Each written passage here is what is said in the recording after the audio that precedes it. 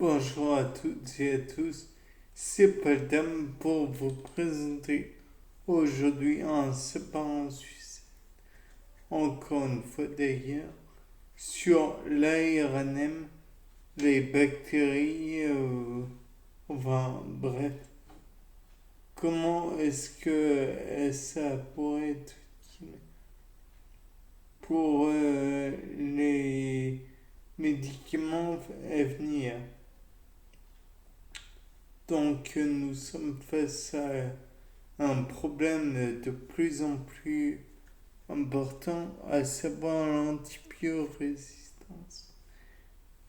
On se dit de plus en plus, nous sommes foutus, nous n'avons plus de médicaments. Donc nous avons les bactériophages, mais encore une fois, il y a ce problème de le bactériophage doit être injecté par piqûre ou des trucs comme ça. Bon, une autre idée qui m'est venue il y a quelque temps, c'est de faire des ARNM piégés. Donc la bactérie va prendre finalement l'ARNM ingéré, enfin, si on peut parler d'ingestion de l'ARNM. Puis il va aller jusqu'au noyau, pas jusqu'au noyau, c'est un prokaryote, mais va aller jusqu'à un organite qui peut le traiter. Et étant donné que comment dire, l'ARN est un système reconnu par tout le monde, par tous les êtres vivants, alors on peut envisager que la bactérie va produire la même chose qu'un autre être vivant. Donc supposons que cet être vivant produise un élément toxique pour la bactérie. Alors dans ce cas, la bactérie va mourir, va se lisser peut-être. Dans tous les cas de figure, on n'aura plus de problème avec elle. La seconde possibilité, c'est que cet ARNM va produire beaucoup d'erreurs dans l'ADN de la bactérie. Et la ADN ou ARN, d'ailleurs, parce que la bactérie peut avoir les deux, je crois. Enfin bref, toujours dit que l'ADN va être forcément répliqué, mais avec d'autant plus d'erreurs que l'on voudra. Et la bactérie a ce système qui s'appelle globalement le système SOS. Donc en somme, elle va supprimer les morceaux incorrects de son ADN, ce qui aura pour conséquence soit de la condamner à mort, ni plus ni moins, soit éventuellement de la laisser vivre.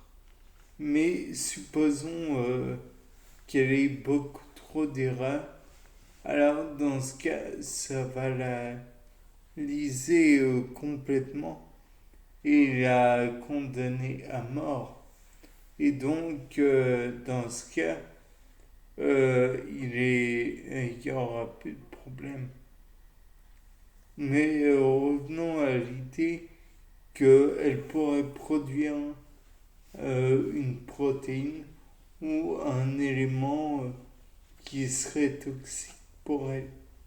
Dans ce cas, étant donné qu'elle va produire un élément toxique, alors dans ce cas, elle se condamne elle-même à mort. Ça peut être aussi un, comment dire, un repos, dans son cas. Je me demande si on peut parler de désoxyribosomes, peut-être. Enfin bref, dans tous les cas de figure, ou alors un ADN polymérase qui va faire des tonnes d'erreurs dans son ADN. Et dans ce cas, elle se condamne encore une fois mort. Ou alors, peut-être que en... elle pourrait éventuellement avoir un, comment dire, un, une perméase qui l'empêche, enfin, pas une perméase, quelque chose qui l'empêche de faire de, comment dire, de la conjugaison ou de la transduction ou de la transformation. Et dans ce cas, elle se condamne encore une fois à mort. Car ce qui n'évolue pas, comme le dit, c'est, je crois, Charles Darwin, finit par disparaître. Donc finalement, si elle n'évolue pas, elle est condamnée à disparaître. Ou alors, on peut estimer aussi la possibilité qu'on supprime des cycles permettant la consommation d'éléments carbonés, tels que les exoses ou d'autres éléments. Et ne pouvant consommer cette source d'énergie, alors, encore une fois, elle est condamnée.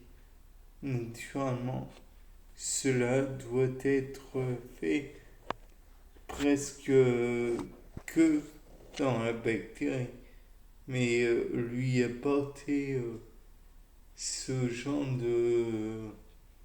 d'éléments risquerait aussi d'entraver l'action du corps humain lui-même.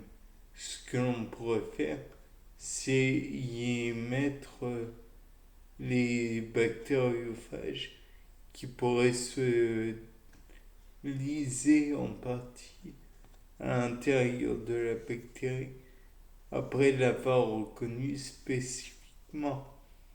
Mais bon, tout ça n'est qu'une hypothèse. Bien, c'était Paul Dama. Au revoir. Bonne soirée.